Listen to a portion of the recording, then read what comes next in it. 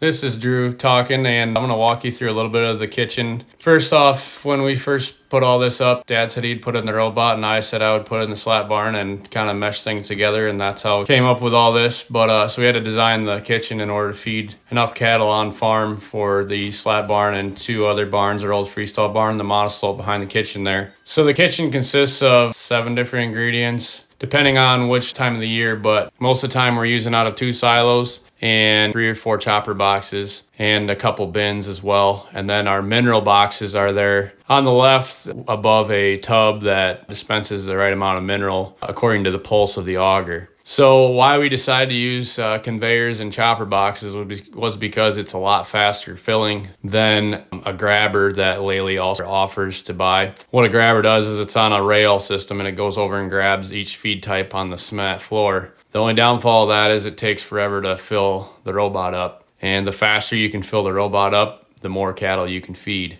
with one robot. So you can make your return or your investment of your robot a lot faster because you can feed more cattle with it. So we're mixing a robot in probably 10 to 15 minutes by the time you figure post mixing as well. Just because all the ingredients are right there sitting there, all it's got to do is turn on each box and each auger or the silo and fill itself up according to the right amount of pounds it needs. Currently, we're running about 97% accuracy with the ingredients. You try to do that with a skid loader bucket or anything, and it's hard to match that with a person. I know that's right because it turns off each chopper boxes ahead of when it should shut it off according to the weight and the vector itself. So the robot itself, the robot pulls up to the charger and charges itself every time when it's mixing or if it's not needing to do any task, which isn't very often. It's only got about 25% free time. The maintenance of the robot's actually really minimal. There's a couple drive chains underneath that you need to tighten up and lube once in a while, and just minimal stuff like clean a sensor and stuff like that. But we have not had to do much maintenance to it at all, besides maybe a couple grease zerks. But it feeds about 25 to 30,000 pounds every day, and that's a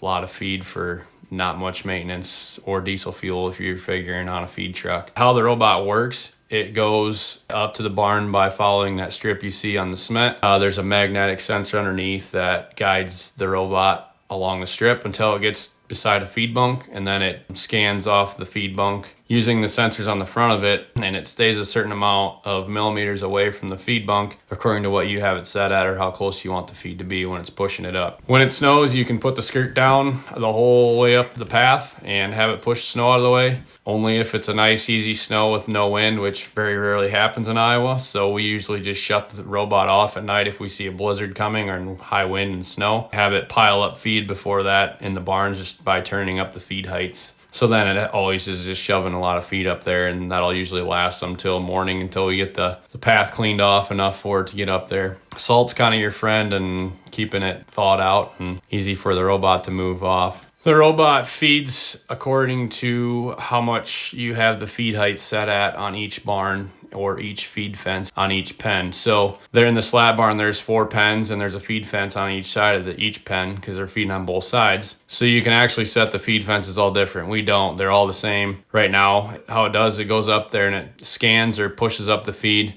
As it's pushing up the feed, there's a laser that's pointing down at the feed, measuring the feed height. And if it's on 1.6 inches is what we have it set at, it goes back to the kitchen and grabs feed for usually more than one feed fence because it's usually got 3 or 4 that are low enough for that need feed, or it just knows that they need feed here shortly. I'm going to mix anyway while I'm heading up there. So then it raises the feed height up to those once it dumps, and that's how it keeps circling around. So now after the kitchen and the robot, we'll talk about the slat barn. My wife Shannon built the slat barn starting in the fall of 25. It's a 61 by 160. The reasons we built this slat barn was I always wanted a consistent supply of calves coming through, and once I got the calf thing kind of dialed in, I wanted to complete the circle and be able to finish cattle very efficiently and with less labor, basically, because currently it's just Dad and I, and Dad and me are not getting any younger. So that being said, the slat barn saves an immense amount of labor because we don't have to make all the corn stalk bales we were making before, which was roughly about 2,000 bales. And they just do their own thing up there. We don't have to bed clean and haul manure, seemed like year round, or pile it in the summer and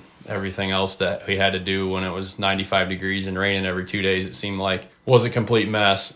Plus the cattle just make a pigsty out of a pen. If you know cattle, you know what I'm talking about. So this barn also supplies a lot of nutrients, and very, very good nutrients, due to the fact that we can inject it into the soil in November when the soil temp's 50 degrees or less, so that we can use all the nitrogen in the spring for the corn. This barn's 14 foot deep. It holds about 1 million gallons of manure, and we need to pump it about once a year, and maybe a little bit less depending on how big a cattle we keep them in there for, but we're figuring on once a year for now. The nutrients will be for about 300 or 350 acres of corn. It'll supply basically everything the corn crop needs, all but 50 units of nitrogen or so that we will side dress with anhydrous in June, which we already did, but we won't have to buy any potash or not as much nitrogen. The barn holds roughly 400 head of cattle. Being that we bring cattle in every month with babies, there's that many cattle going out every month, and therefore we can kind of squeeze pens a little tighter when they're smaller